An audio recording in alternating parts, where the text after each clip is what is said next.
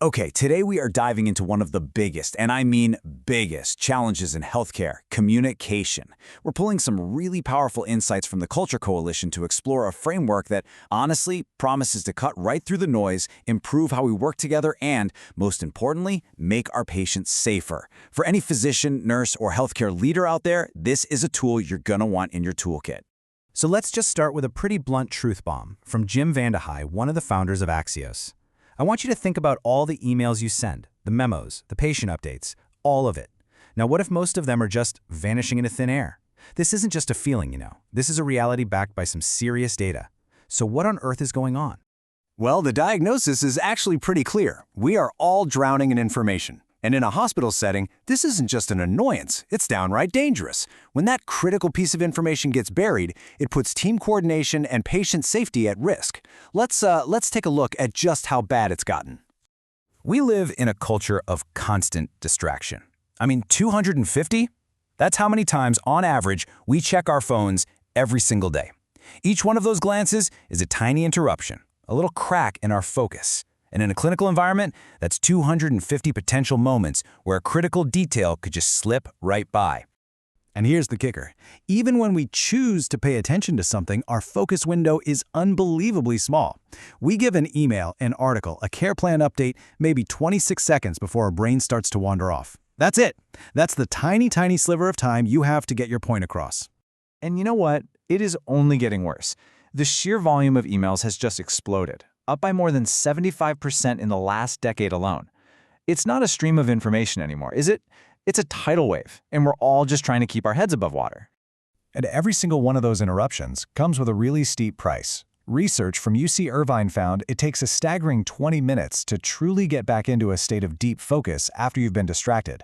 20 minutes! In a hospital, that is time you absolutely cannot afford to lose. So if information overload is the disease, then what's the cure? Well, it's a simple but really powerful method called smart brevity. I want you to think of it as your evidence-based treatment protocol for cutting through all that noise and making every single word count. At its core, smart brevity is really about one thing: respecting your audience's time. It's about being incredibly clear, incredibly concise, and delivering only the absolutely essential information. No fluff, no filler, just the important stuff. So here's the framework, the actual how-to.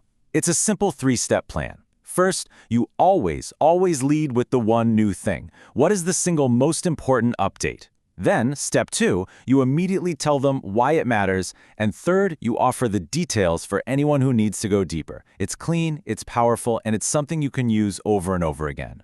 And this right here, this gets to the heart of the mindset shift that's required. So much of our communication is, well, selfish. We say what we want to say. Smart brevity completely flips that on its head. It's always audience first.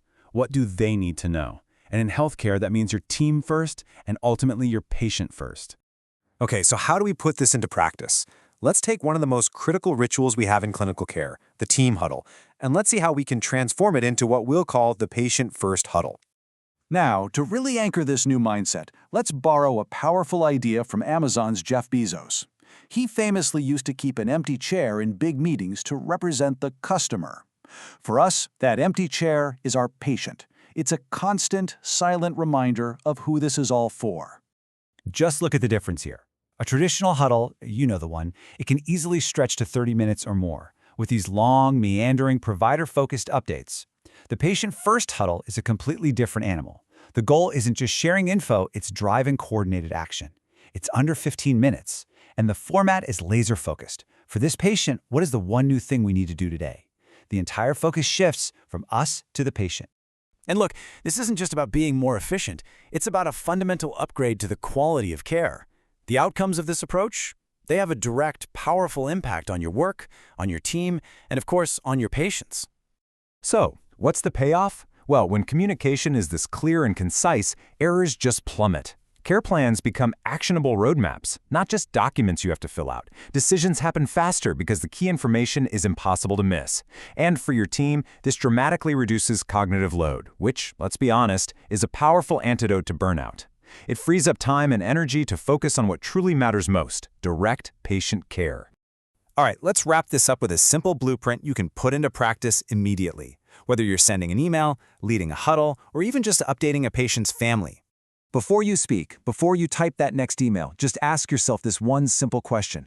Imagine the person you're talking to is stepping into an elevator and those doors are sliding shut. What is the one thing they absolutely positively have to know? If you can answer that clearly, you've mastered Smart Brevity. Thanks for tuning in.